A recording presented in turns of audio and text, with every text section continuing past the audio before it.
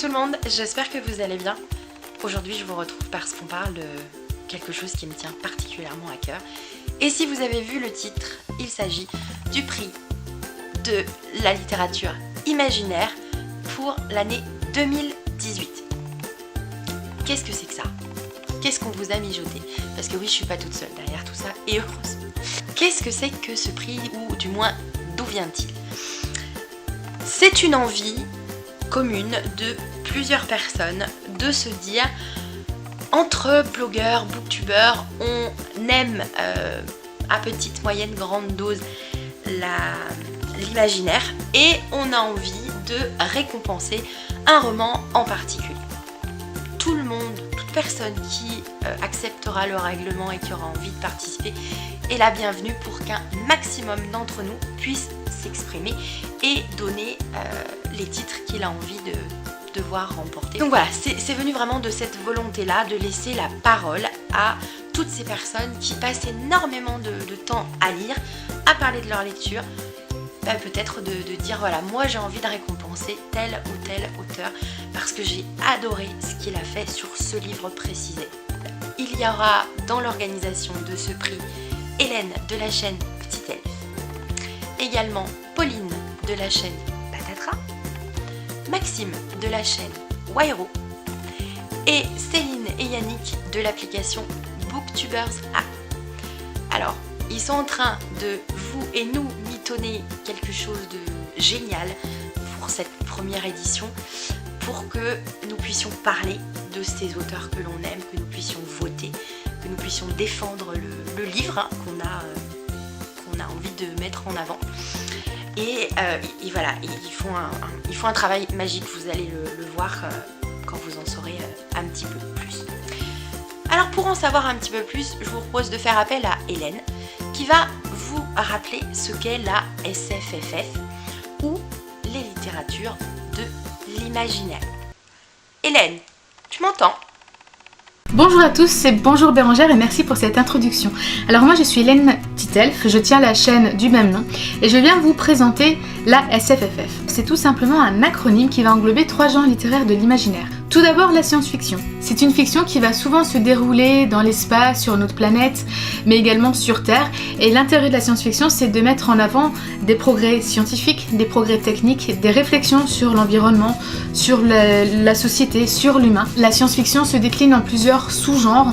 On peut trouver plus particulièrement en ce moment le post-apocalyptique qui marche énormément, avec par exemple, je pense à Walking Dead, Divergent de Suzanne Collins, ou également le steampunk comme la saga des Foulards Rouges de Cécile Duquesne. Pour illustrer la science-fiction, les œuvres les plus classiques dans le genre sont bien évidemment 1984 de George Orwell ou alors la saga Fondation ou des robots de Isaac Asimov. La fantasy, c'est un univers qui est complètement créé par son auteur. Il invente le monde, il invente les personnages, mais également tout ce qui est système politique, économique et commercial. C'est un univers dans lequel on peut très facilement trouver, et sans être étonné, des personnes qui sont dotées de pouvoirs magiques comme des sorciers, mais également des nains, des orques, des mercenaires, des soldats. Pour illustrer la fantasy, le roman le plus connu évidemment, c'est Le Seigneur des Anneaux de J.R.R. Tolkien. Mais il y a également aujourd'hui une autre saga qui est en train de devenir un classique de chez les classiques, il s'agit du Trône de Fer de J.R.R. Martin. Dans la fantasy, on retrouve souvent un aspect médiéval qui permet au lecteur d'être complètement dépaysé, de se transporter dans un autre monde. Et souvent, on retrouve également, très discrètement, un reflet des conflits que l'on trouve dans notre société, que ce soit des guerres de religion, pour ne citer qu'elles par exemple. Enfin, le fantastique permet d'introduire un esprit surnaturel dans notre monde qui va faire douter le lecteur de ce qui est vrai ou pas dans notre société. C'est un genre littéraire où il y a énormément de magie, mais où l'on retrouve également de plus en plus des créatures surnaturelles comme les vampires, les fantômes, les loups-garous. Dans ce genre littéraire, des œuvres classiques pour vous en citer quelques-unes, il y a Les Chroniques des vampires d'Anne Rice, Frankenstein de Mary Shelley ou encore la célèbre saga d'Harry Potter de J.K. Rowling. Aujourd'hui, la SFFF est un genre qui plaît de plus en plus, que ce soit grâce à nos auteurs francophones ou étrangers qui publient de plus en plus d'œuvres dans ces genres, mais également des petites maisons d'édition qui voit le jour pour mettre en lumière ces auteurs-là et leurs romans. Il y a également de plus en plus de salons en France qui prennent place. Je vais vous citer uniquement les 2 plus connus salons de l'imaginaire. Tout d'abord les Utopiales, c'est un salon qui se passe à Nantes qui met un accent vraiment sur tout ce qui est science-fiction et ça se passe souvent début novembre. Et pour donner quelques statistiques, en 2016, ils ont reçu plus de 82 000 visiteurs. Également l'autre salon qui est très connu dans le domaine de l'imaginaire, il s'agit des Imaginales qui se déroulent à Épinal au mois de mai tous les ans. Et en 2017, il y a eu, je n'ai pas le chiffre exact, mais je crois qu'il y a eu entre 25 000 et 30 000 visiteurs. Après, on peut chercher autour de chez nous, il y a toujours un salon ou deux par région qui se font tout au long de l'année. Et c'est vraiment très intéressant d'aller rencontrer tous ces auteurs et de rencontrer aussi d'autres passionnés de l'imaginaire. Le prix littéraire imaginaire de Booktubers App va nous permettre de mettre encore plus en avant ces romans sortis en 2017 et de permettre également à une majorité, on l'espère, de découvrir de nouveaux auteurs. Je laisse maintenant la parole à Wairo qui va vous expliquer ce qu'est Booktubers App et comment fonctionne cette application et quelles sont les conditions pour pouvoir vous inscrire sur l'application. Hey, salut toi, c'est Wairo. Donc moi je vais vous présenter l'application Booktubers. Cette application a été créée par Céline Blaché, une maman qui est passionnée de littérature, et Yannick Huchard, son mari, qui est développeur informatique. Le but de cette application, c'est de référencer toutes les vidéos et tous les articles de blog sur le sujet de la littérature. La petite particularité de cette application, c'est qu'elle référence les anglophones, les francophones et les hispanophones. Mais alors, qu'est-ce que ça vient foutre dans le prix ? Du coup, les organisateurs et moi-même, on s'est dit qu'il serait intéressant de pouvoir intégrer cette application dans l'organisation du prix. Premièrement, pour bénéficier de leurs compétences d'organisation, et ensuite bénéficier aussi de leurs canaux de diffusion, parce que c'est vraiment une vitrine qui pourrait être super intéressante pour véhiculer les informations sur le prix. Bien sûr, Céline et Yannick sont super intéressés par ce projet et c'est pour ça qu'ils font partie de l'organisation. Et c'est avec plaisir qu'on organise ça avec eux. Allez, à vous, on t'a payé pour faire ça. Non. Parce que, pour rappel, cette application est gérée bénévolement. C'est-à-dire qu'il n'y a aucune monétisation qui est faite sur l'application ou sur vos vidéos, ce qui fait que voilà, ils ne touchent pas d'argent et c'est même eux qui engagent tous les frais de publicité à travers la création de logos, le design, des choses comme ça. Voilà, ils payent de leur propre poche. Et du coup, nous les organisateurs, nous ne sommes pas payés non plus. Même si j'aimerais bien un petit pull Booktubers App, non ? Ça serait la classe, non ? Donc en tout cas, ça me fait super plaisir de participer à l'organisation de ce projet et je vous laisse, Pauline, expliquer un peu comment ça se passe. Et maintenant on va parler plutôt du déroulement de ce prix et de son règlement, de manière simplifiée. Vous êtes intéressé pour devenir membre du jury de ce prix.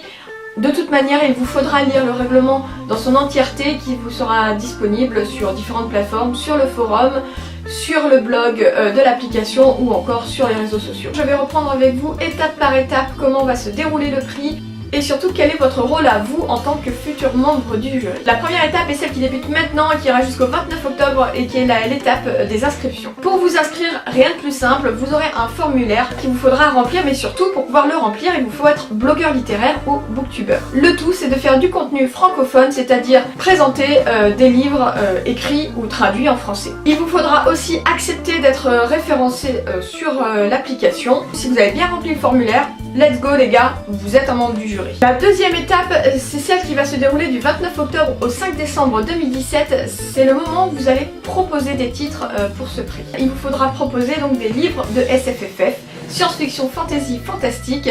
Le but étant donc de choisir ceux que vous avez déjà lus et que vous avez adoré concernant cette année 2017. Les livres devront être parus entre le 1er janvier 2017 et le 31 décembre 2017. Ça doit être une première sortie.